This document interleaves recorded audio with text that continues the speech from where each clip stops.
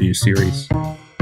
Take a load off from your busy workday and listen to the dulcet tunes of our guests, who are all over the cybersecurity landscape. We're going to ask them some hard questions, not going to lie, probably some softballs too. But no matter what, it's going to be a good time. So sit back, pour yourself a nice hot cup of coffee, or something stronger if it's that time of day, and enjoy Coffee Talk with Serge. All right. Well, thank you everyone for joining us today. Welcome to Serge's Coffee Talk interview series. My name is David Bianco. I'm a researcher here on the Serge team. I'm joined today by Aaron Gee-Clough, who goes by Gee-Clough, a senior data engineer and researcher at DomainTools, and one of the people that's responsible for their excellent DomainTools reports series. Aaron and I got in touch last year through one of my teammates when I was looking for some threat intelligence collaborators for one of my research projects, but we'll talk about that shortly. So Aaron, welcome to Coffee Talk. Thanks for having me. So before we get into this, I kind of gave you like the briefest possible introduction. Could you tell our audience a little bit about yourself? Sure. So I have been doing securities for, doing the math, 24 years now. I started at a web hosting company called Digex in the first .com boom. I actually bailed out on a physics grad degree for the .com boom because there are no jobs in physics, but there are a lot in the .com boom. I've been doing security almost ever since. Pretty quickly after joining Digex, I was the one person who cared about a machine getting hacked, and they pulled me to the security team and started doing security ever since. 1%, yeah.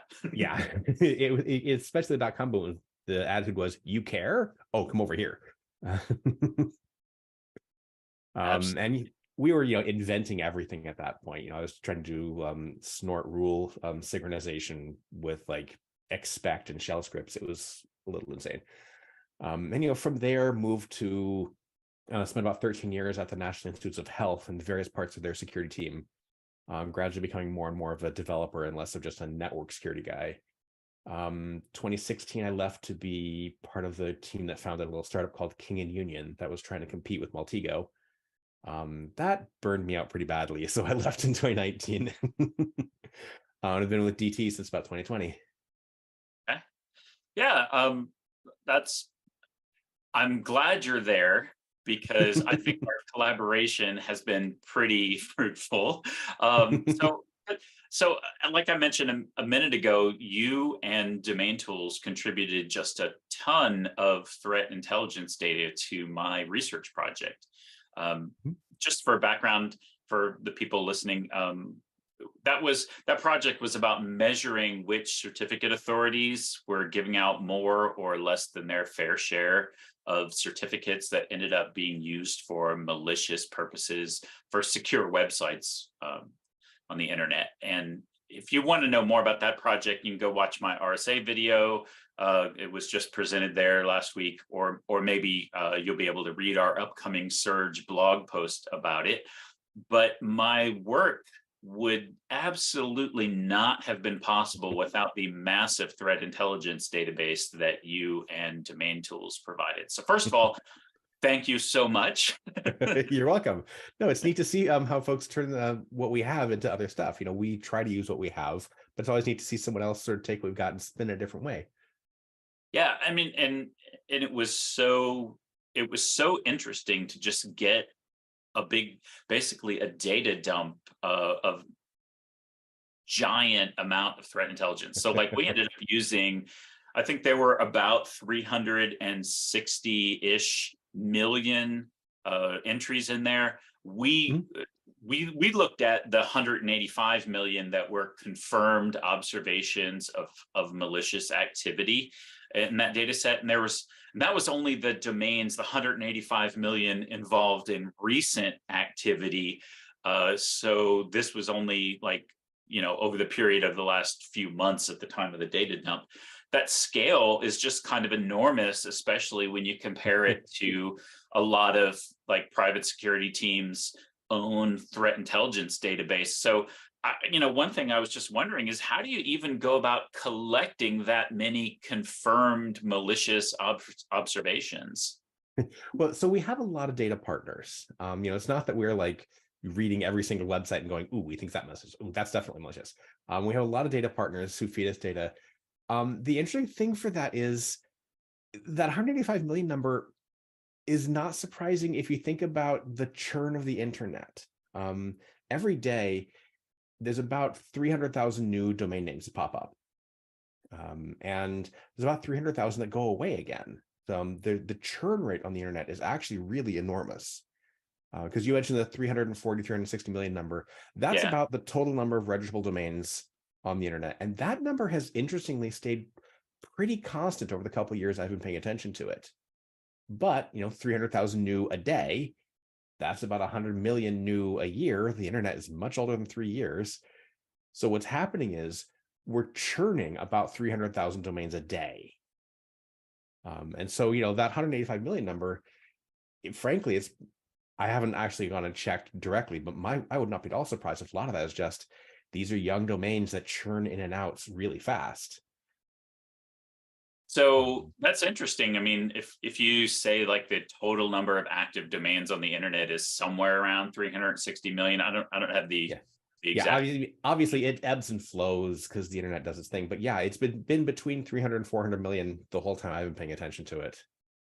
That's actually a lot less than I would have expected, especially considering in our research we had something like 5 billion unique TLS certificates just for the secure websites, not even including like email servers using encryption or anything.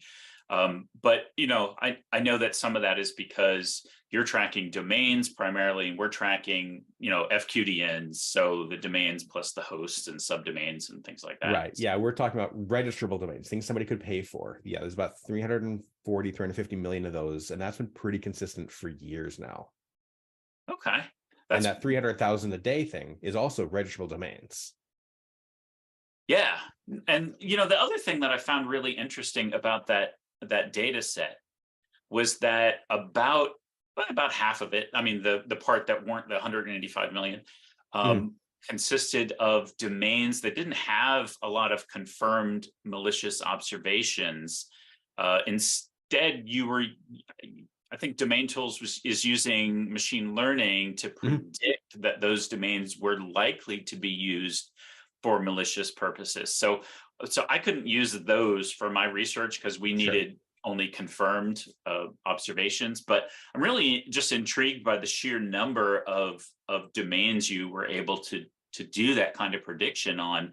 I guess it sounds like maybe something close to all the rest of the domains that didn't have confirmed malicious activities that you scored, you did risk scoring for them. And I understand there's probably, 30 million trade secrets there involved in those predictive models.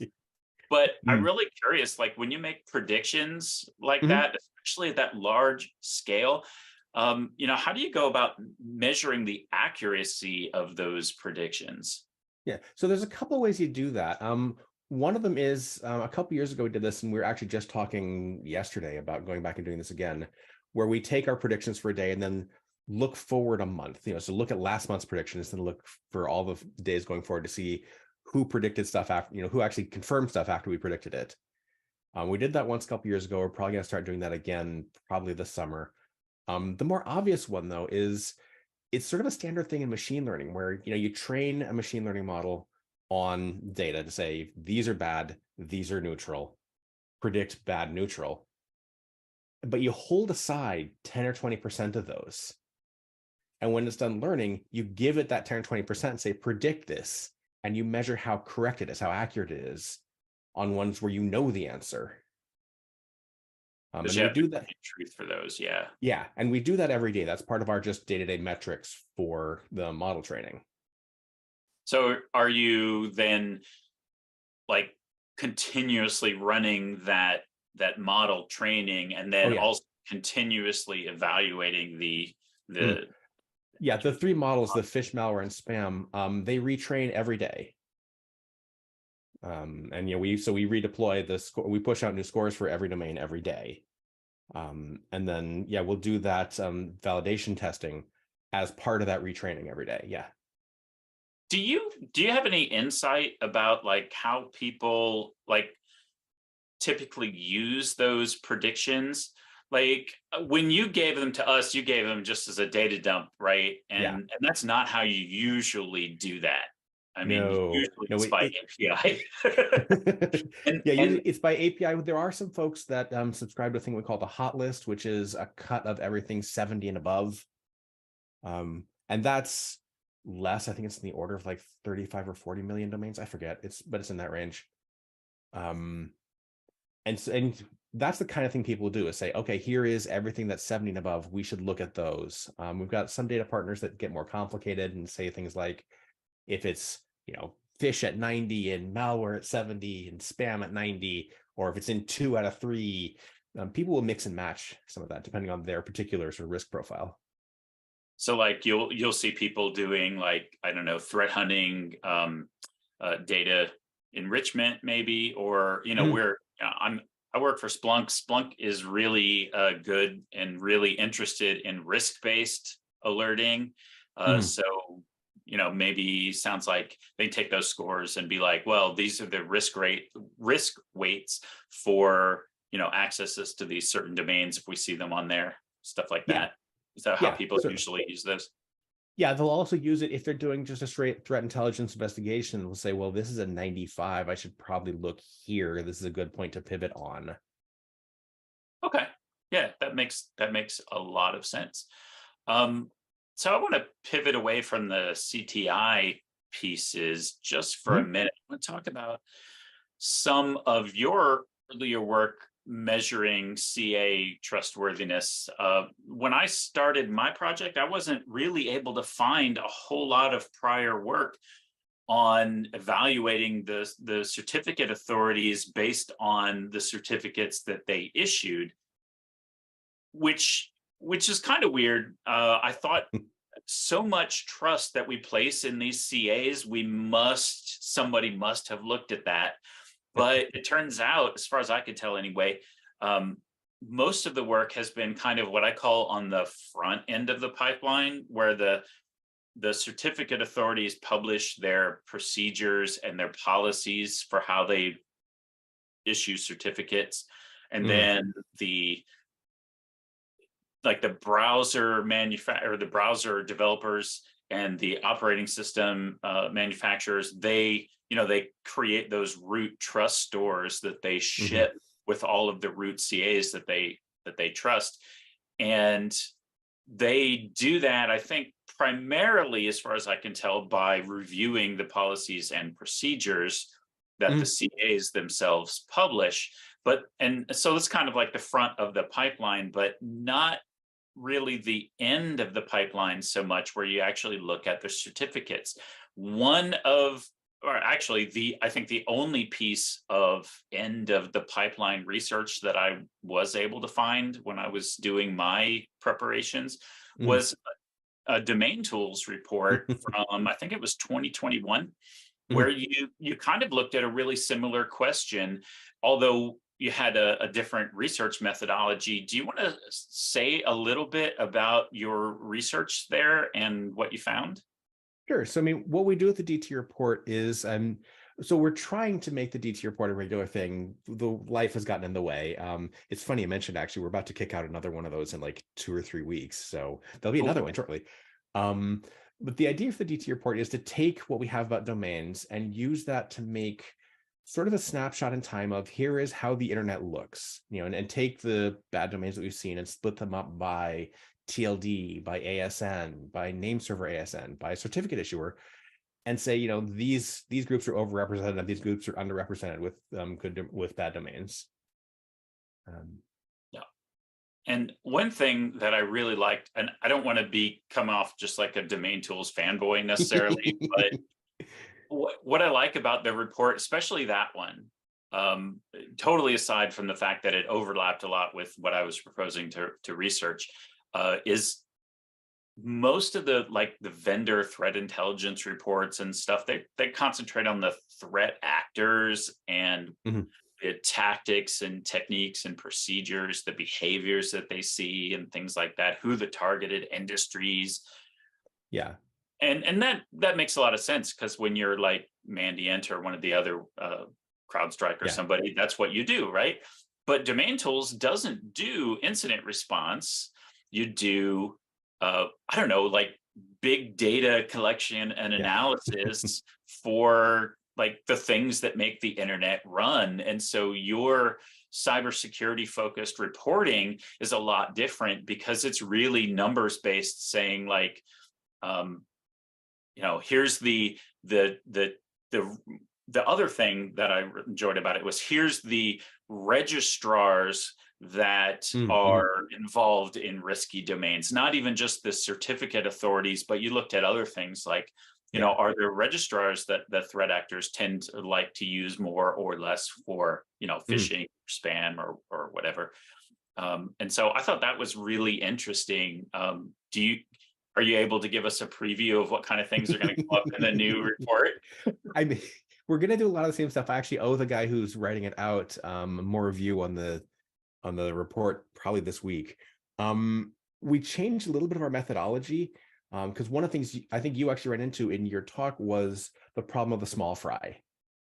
You've got somebody who has 1,000 certificates and 950 of them are bad. Their statistics are terrible. But 1,000 certificates, okay, we can talk about that. You have somebody who has 4 and 3 of them are bad. That's terrible. But there's only 4 of them. This guy's a small fry, and there's just a lot of these little ones out there. And we've debated internally about how do you really handle the small fry like that. One of the things we did was start filtering for kind of you have to be this tall to ride, you have to be this big to be considered in the report. And that's imperfect, because it does filter out stuff that is legitimately malicious. But, an issuer who only has 4 certificates, or a TLD that only has 4 domains, sure, all of them are bad and they've got 100% conviction rate, and that's terrible, but it's 4 domains, Yeah, and we, like you said, we dealt with that a lot in our research too, because we had, especially in the root CAs, there's only like 497 root CAs in our data set. And we captured maybe not every single TLS certificate in the past, like 2021 and 2022, but the vast majority of them. And so it was actually fewer root CAs than I thought it would be. But we had like a couple of root CAs that were pushing like almost 1 billion certificates that they were ultimately responsible for.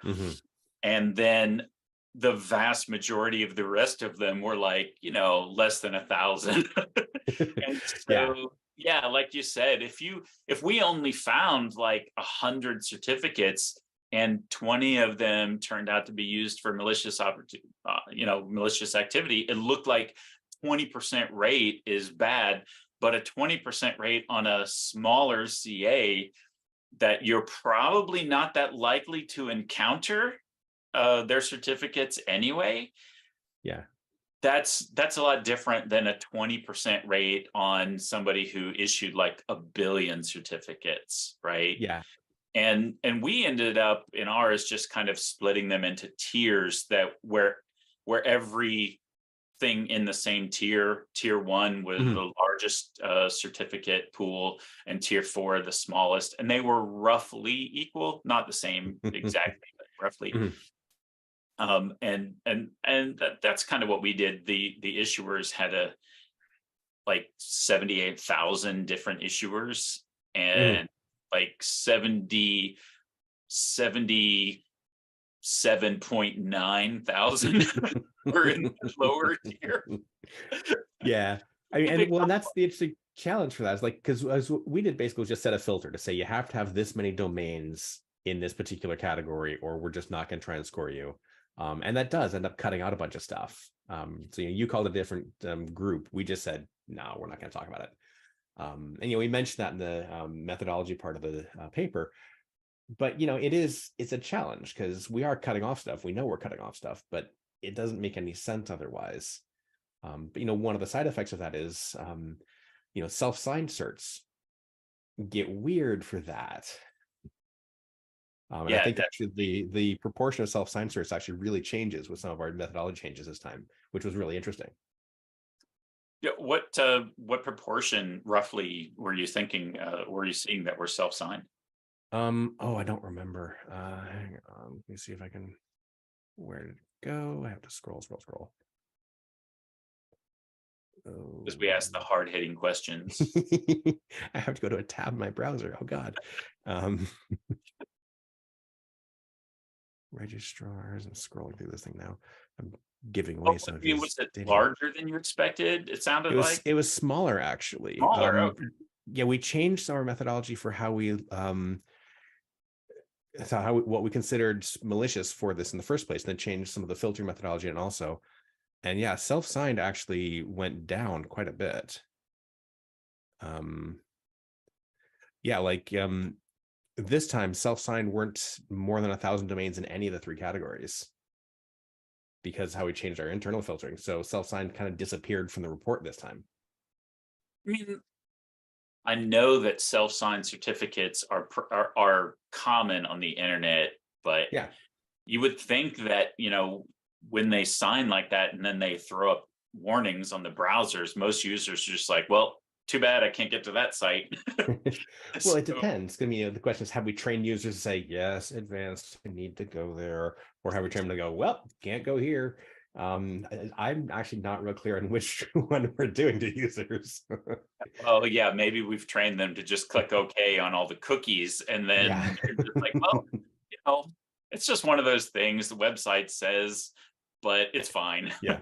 But yeah, but one of the filtering changes they made this time was it had to have not only 1,000 active domains, but 1,000 malicious of some category. And we Yeah. didn't have more than 1,000 malicious in any of the categories for self-signed this time, which was interesting. Yeah, I mean, but it does kind of make sense. Like user self-training aside, it's if the people want, the website owners want people to be able to use their website, they're less likely, I guess, to issue and Let's Encrypt makes it easy, so there's not really much of an excuse to not have it these days. Yeah. And yeah, Let's Encrypt just dominates this CA space now. I mean, yeah. I don't know how many people watching this realized it, but they were by far our largest root CA. It's just not, their root CA isn't called Let's Encrypt, right? It's called Internet Security Research Group, like X1. So it's a little bit obscured, but they issued almost 1 billion certificates. So I think roughly probably like 17 or 18% of the certificates that we had in our data set were from Let's Encrypt. And so one thing I thought was really interesting about your report from 2021 was that most people, including myself at the time, if you asked them to name the proverbial wretched hive of scum and villainy on the internet, and you say, like, which CAs do you think are more likely to give you certificates used for malicious purposes? I bet you a lot of our audience Let's Encrypt would come to the top of their mind, just because they're so big, they're free, they're easy to automate for threat actors to work into their processes and whatever. But I think you and I both found that they were actually among the more reputable, right? And we used different measurements for ours, but we found that Let's Encrypt is actually pretty reputable, which I think was a little bit of a surprise. Yeah, well, I mean, if you look at it in terms of absolute value, just absolute value number of certificates, yes, Let's Encrypt is the biggest because they're the biggest issuer. But the trick, and I think you did it too, was not by absolute value, but by proportion. Yeah. We talk in the DT report about a signal strength. And this, I think you guys did it by percentage. I don't remember. Yeah, no, that's exactly right. That's what, in fact, a question that I was going to ask you next is about that methodology, because that was one of the key differences between our 2 research projects. Even though they kind of targeted the same question, The math behind it was not the only difference, but it was one of the big ones, because we just kind of looked at, here's all the certificates that were issued on the internet, and then we had the giant batch of threat intelligence, and we just kind of cross-referenced those and produced for each CA a percentage of certificates that were used for bad things. And in our case, we didn't just rank by the percentage, because that doesn't tell you anything. We're looking for ones that are significantly better or worse. So we use the percentage to calculate a Z-score. The Z-score, of course, you probably know this, but maybe not everyone does. The Z-scores are really common in outlier detection. They're really just the measurement of how many standard deviations away a particular data point is from the mean or the average data point in that whole set. And usually when you use it, you'll set a threshold like 2 or 3, and say if it's, in our case, if it was more than 3 or greater than or equal to 3, we considered it an outlier for risk. And if it was less than or equal to -3, we considered an outlier for trustier CAs.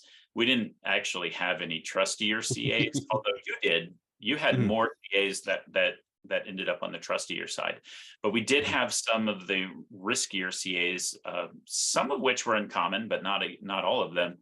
But on your methodology, though, you created, like you said, that idea of signal strength on a logarithmic scale. Can you say a little bit of that, how that works without being a little bit too mathy? No worries. No, I think we talked about it pretty explicitly at the MWise last year, but so that bit isn't a secret at all. The idea for the signal strength is really kind of a measure of fair share, is how I like to describe it. Basically, we take the number of domains at all, and then the number of domains by this particular category, take the ratio of that and the logarithm of that. The idea being, for example, fun fact, the internet, GoDaddy has about 1/3 of all registrable domains on the internet. They're huge. If malicious domains were evenly spread across the internet, we'd expect GoDaddy to have 30% of all malicious domains. And so that would be, 30% malicious domains, 30% of all domains. That would be a ratio of 1. Logarithm is at 0. So that would be a 0 signal score. And the idea for that would be then, and we scale a little bit so that we don't get negatives, but the idea is that that's a measure of the fair share. If they have more than their share of the percentage of actual domains in the internet, then they're a positive signal for it. So if GoDaddy had 40% of all malicious domains, GoDaddy would have a positive signal. And GoDaddy had less than 30% of all the malicious domains, GoDaddy would have a smaller signal. But you can do that for kind of any property on the internet. You can do it for the ASN that's hosting the website. You can do it for registrar. You can do it for the TLD. In fact, at MWise this past fall, we did talk about that for domains that included the word Ukraine in them. Right. So not, using the same methodology scoring mechanism for different questions. Yeah. And that was actually really interesting because, the first couple are like, it's a Ukrainian hosting company. Okay, it's not surprising that a Ukrainian hosting company has more than their fair share of Ukraine domains.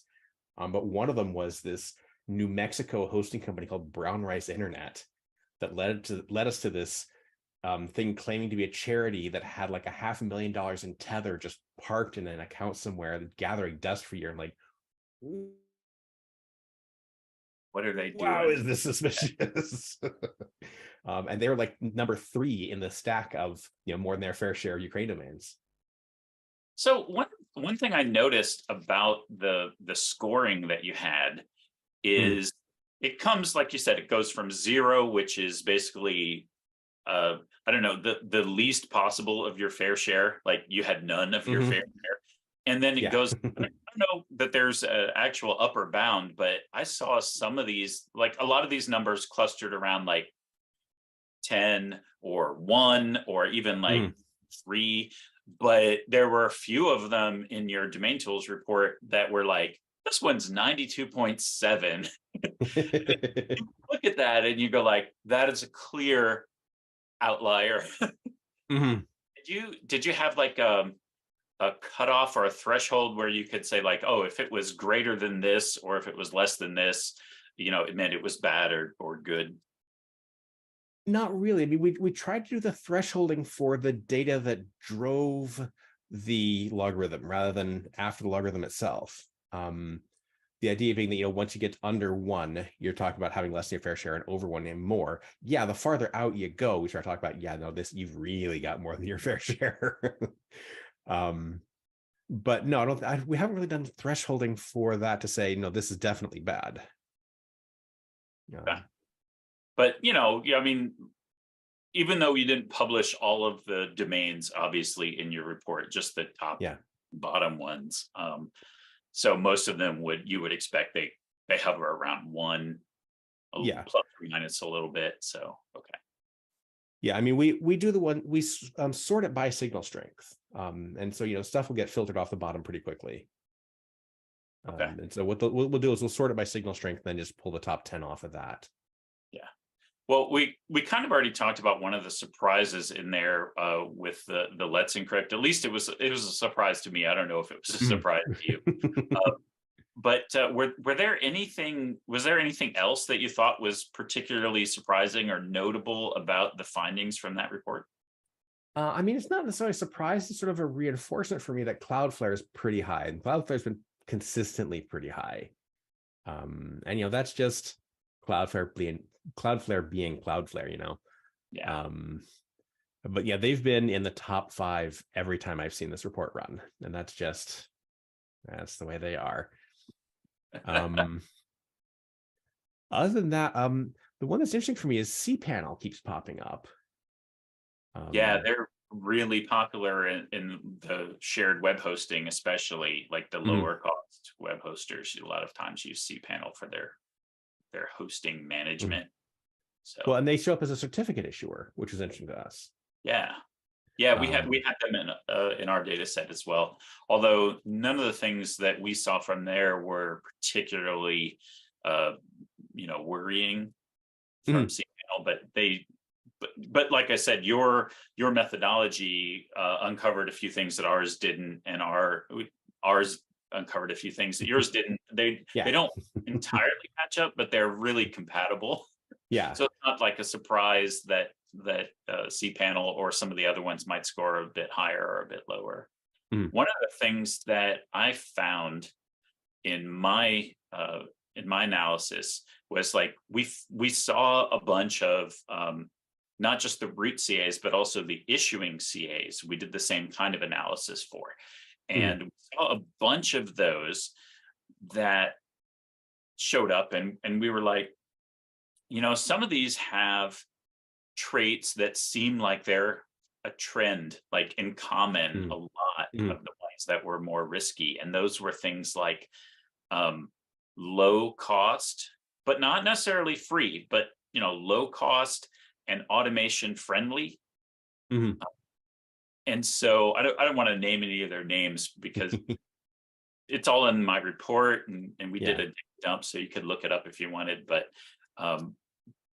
it looked like those were like tailor-made for threat actors to be able to just put them into their workflow automation and spin up a site. Like I imagine a threat actor automating so that like click the button and a new phishing site comes online or something. I know it's not quite that easy probably, but part of that, they click the button, then it'll go out and register a domain and then apply for a certificate and get the certificate like right then. Like it's not something where you wait a lot. And I was just wondering, like, is that similar to what you found, or have you found any other things that might explain some of the findings? I think Let's Encrypt and the Acme protocol in general has just made automating, creating certificates and applying them the default now. It is just what you do if you have a website. I think that's just everybody does that these days. There was an article I was reading, I forget the main gist of it, but their point was Let's Encrypt has made this so easy and so automated. If you are a commercial certificate issuer, you're gonna have to follow suit. This process of I've got to do a 2-week inspection of your Dun and Bradstreet number thing. Everyone's just gonna screw this. I'll just go put a DNS record in and Let's Encrypt and I'm done.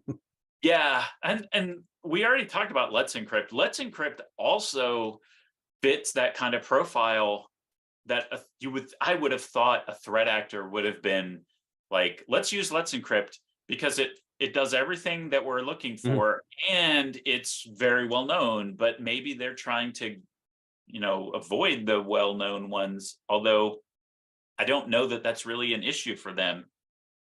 Yeah, I'm not clairvoyant. I don't know exactly what they're up to. I mean, I can imagine some level of mistrust of a US-based issuer, but I am completely speculating here. Yeah, I mean, and we both are, because like you said, we're not I'm not a threat actor. I don't know you that well. Pretty sure you're not a threat actor. But yeah, I would have actually, based on the profile of that we developed from some of the other CAs, I would have expected like Let's Encrypt, because Let's Encrypt fits that profile, but somehow it's actually a little bit more trustworthy than some of these other ones. I don't quite understand that, but yeah, it's interesting. I mean, you never know what you're going to find when you get into some research, right? And you get some surprising results. Well, cool. I've been really fun talking to you today. Yeah.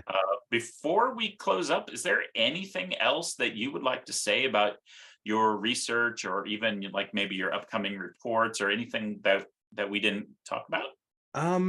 Let's see. I mean, yeah, we are expecting a new DT report in about 2 weeks, which will be a new, run of all the stuff you were talking about in 2021. We did change the methodology a little bit, so the number's going to be different, and that's always fun.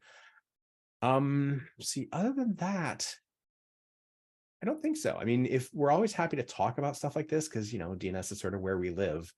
So if you want to talk about this more, I'm always happy to. This is kind of what I do.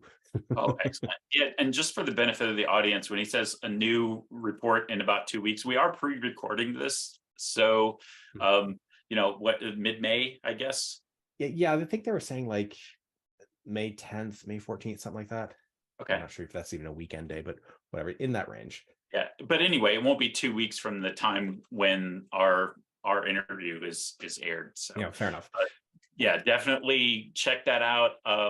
I'll drop a link to the DomainTools existing report from 2021 in the show notes as well, so people can go and check that out if you're interested. And Aaron Gee-Clough, thanks very much again for you and DomainTools being willing to be such great collaborators for our research, and also to you for showing up today and agreeing to talk on camera.